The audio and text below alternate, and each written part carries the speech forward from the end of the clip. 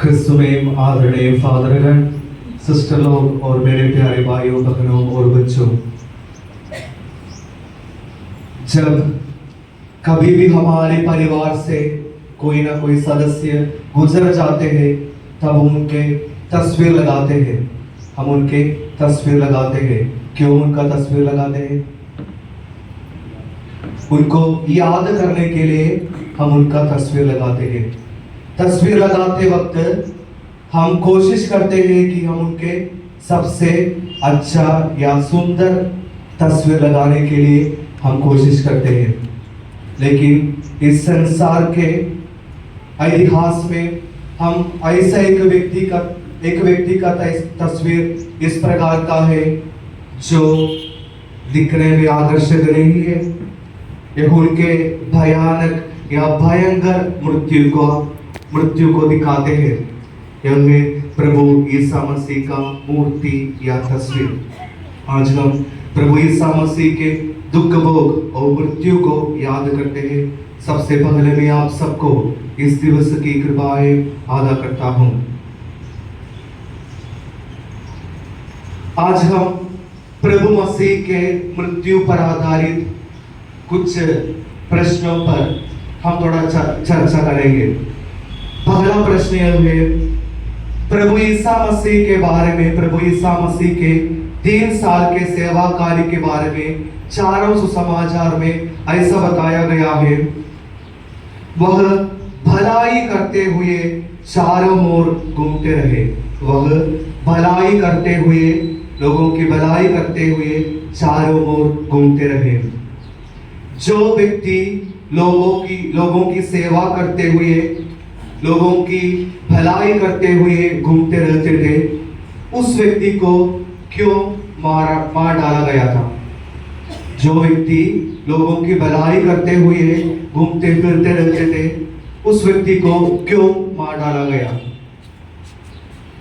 And his death was a judicial murder.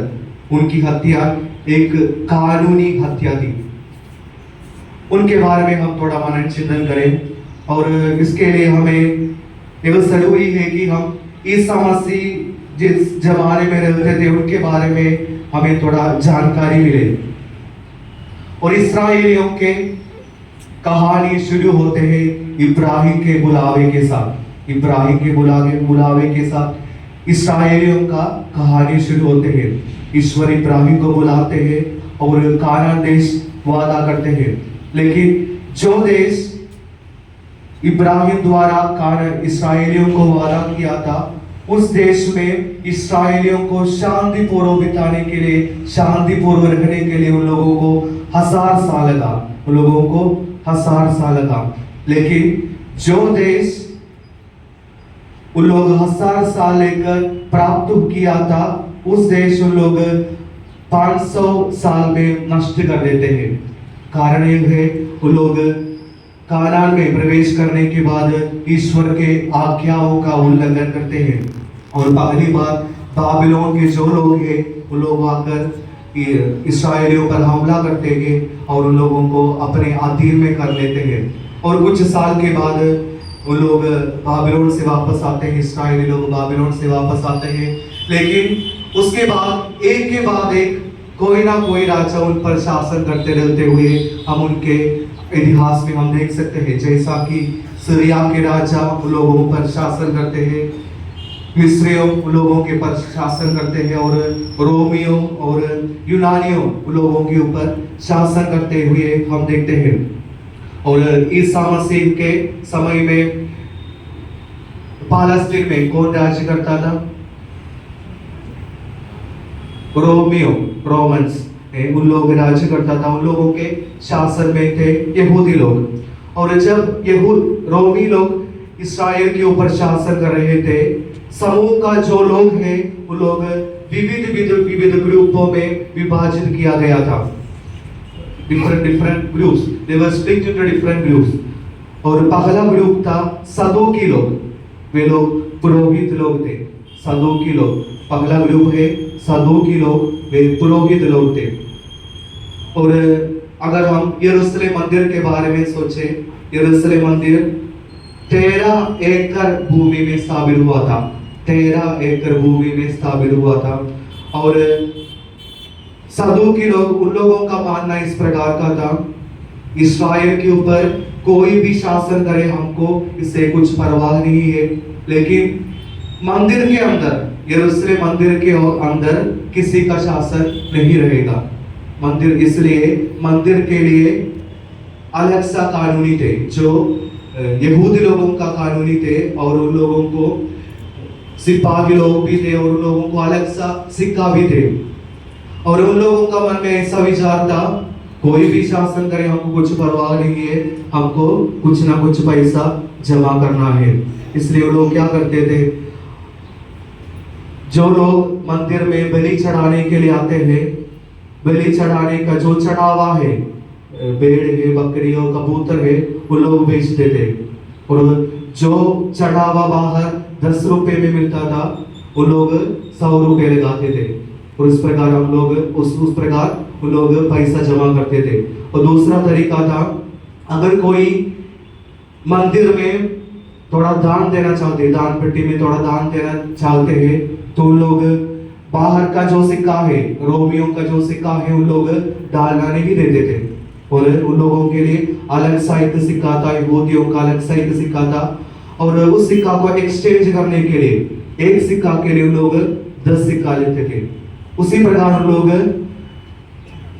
बहुत सारे पैसा जमा करते थे। और ईसा यरूशलेम में प्रवेश करने के बाद हम देखते हैं, ईसा मंदिर जाते हैं, और वहां जो लोग बिक्री करते थे उन लोगों का निष्कासन करते हुए हम देखते हैं। और ईसा कहते हैं, मत्ती के अनुसार सुसमाचार अध्याय 21 वाक्य 13 में हम पढ़ते हैं, लिखा है, मेरा घर प्रार्थना का घर कहलाएगा, परंतु तुम लोग उसे लुटेरों का अड्डा बनाते हो। और इसी कारण से वे लोग, सदूकी लोग, ईसा से नफरत करते थे और ईसा को मार डालना चाहते थे। और दूसरा प्रकार का लोग है टैक्स कलेक्टर्स, यानी जो लोग कर जमा करते थे। और रोमियों इस्राएलियों के ऊपर कर या चुंगी लगाते थे, और यह चुंगी जमा करने के लिए कुछ लोगों को, कुछ यहूदी लोगों को सौंप देते थे, और उन लोगों को टैक्स कलेक्टर्स यानी कर जमा करने वालों के नाम में जाना जाता था। उन लोगों का इच्छा भी पैसा जमा करना था। और उन लोग ऐसा करते थे, अगर ये इस रोमियो 100 रुपए एक व्यक्ति के ऊपर चुंगी लगाते हैं, तो लोग 200 रुपए लेते थे। 100 रुपए उनके लिए, 100 रुपए रोमियो के लिए। और उन लोग भी ईर्ष्या से नफरत करते थे। कारण यह है, उनमें से बहुत सारे लोगों को ईसा अपनी ओर आकर्षित किया है। कौन कौन है, कुछ नाम मालूम है आप लोगों को? सबके उसका नाम सुना है, मत्ती का नाम सुना है। और लोग सब टैक्स कलेक्टर्स थे, उन लोगों को ईसा अपनी ओर आकर्षित करते थे, इसलिए इन लोग भी ईसा से नफरत करते थे। और तीसरा प्रकार का लोग है फरीसी लोग। फरीसी लोगों का मानना इस प्रकार का था, उन लोग कोई भी शासन करे, उन लोगों को कुछ पर भी परवाह नहीं था। उन लोगों को सिर्फ नियमों का पालन करना उन लोगों बहुत महत्वपूर्ण मानता था। और उन लोग नियम के ऊपर नियम बनाते रहते थे। और उनके विरुद्ध भी ईसा बहुत सारे बार बोलते हुए हम देखते हैं। और उन लोगों को खूब कुकर्मी और डोंगी के रूप में संबोधित करते हुए भी हम देखते हैं। और संत मत्ती के अनुसार समाचार अध्याय 23 वाक्य 13 से 32 में हम ईसा फरीसी और सदूकी लोगों को 7 बार धिक्कार देते हुए भी हम देखते हैं। इसलिए इन लोग भी ईसा से नफरत करते थे। और 14 प्रकार का लोग था सलस, यानी तीव्रवादी लोग। उन लोगों का मानना इस प्रकार का था, उन लोग अपनी शक्ति से जो रोमी अधिकारियों का निष्कासन करना चाहते थे। और उन लोग हमेशा इस्राएलियों, रोमियों के साथ युद्ध में लगे रहते थे। और उस समय रोमियों में एक कानून था, अगर एक रोमी सिपाही कोई भी यहूदियों से कहे, 1 मील मेरा बैग पकड़कर मेरे साथ चले आइए, तो उन लोगों को उन लोगों का जो आज्ञा है उसको पालन करना पड़ता था।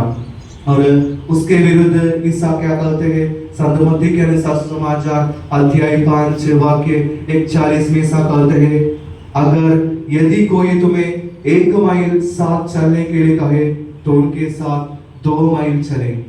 इसलिए उन लोग भी ईसा से नफरत करते थे। और इन चारों जन को उन लोगों का जो मनोभाव है ईसा मसीह के मनोभाव से बेहद अलग था, और उन्होंने ईसा की हत्या में बड़ी भूमिका निभाई। And they have played a vital role in the crucifixion of Jesus. और दूसरा प्रश्न है, ईसा के खिलाफ क्या क्या आरोप लगा हुआ था? ईसा के खिलाफ क्या क्या आरोप लगा हुआ था? ईसा के गिरफ्तारी के बाद लोग ईसा को प्रधान याजक के घर में लेके जाते हैं। ईसा को कोर्ट में यानी अदालत में लेके जाना था, लेकिन ईसा को लेके जाते हैं प्रधान याजक काइफस के घर में लेके जाते हैं। और ईसा मसीह का उन लोगों को ईसा मसीह के कुछ खिलाफ कुछ अपराध नहीं मिलते हैं, और इसलिए उन लोग खोज में लगे रहते हैं कि कुछ ना कुछ झूठी आरोप लगाने के लिए उन लोग कोशिश करते हैं। और 2 जन सामने भी आते हैं, लेकिन उन लोगों का जो गवाही है एक के एक विरुद्ध चले जाते हैं, इसलिए ईसा पर उन लोग आरोप लगाने में निष्फल रहते हैं।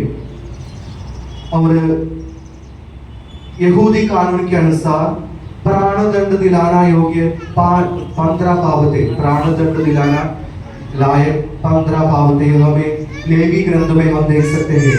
उनमें से एक था ब्लास्फेमी यानी ईश निंदा। ब्लास्फेमी यानी ईश निंदा। और यह जानते हुए प्रधान याजक ईसा के पास आते हैं और ईसा से कहते हैं, तुम्हें जीवंत ईश्वर की शपथ, यदि तुम मसीह ईश्वर के पुत्र हो तो हमें बता दो।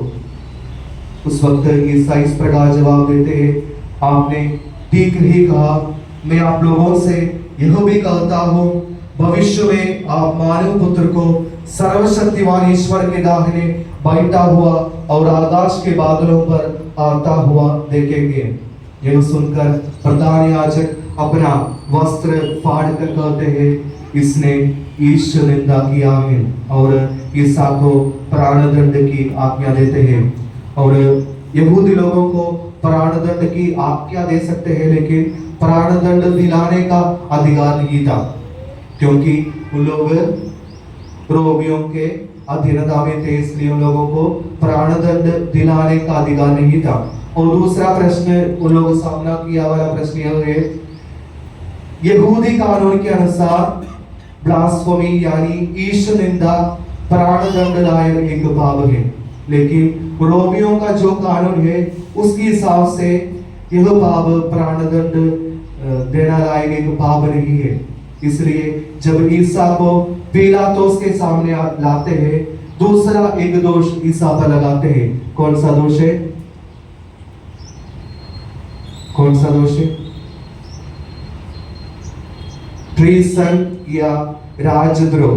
राजद्रोह। और पिलातुस ईसा को प्राणदंड देते हैं, और ईसा हमारे पापों को लेकर क्रूस पर मर जाते हैं, और आज हम इस मृत्यु का याद करते हैं। और ईसा मसीह का मृत्यु हमें ईसा मसीह का क्षमा दिखाते हैं, सहनशीलता दिखाते हैं, इस दुनिया के प्रति ईश्वर का प्रेम दिखाते हैं, और ईसा मसीह का धैर्य भी दिखाते हैं। आइए प्यारे भाई और बहनों, जैसा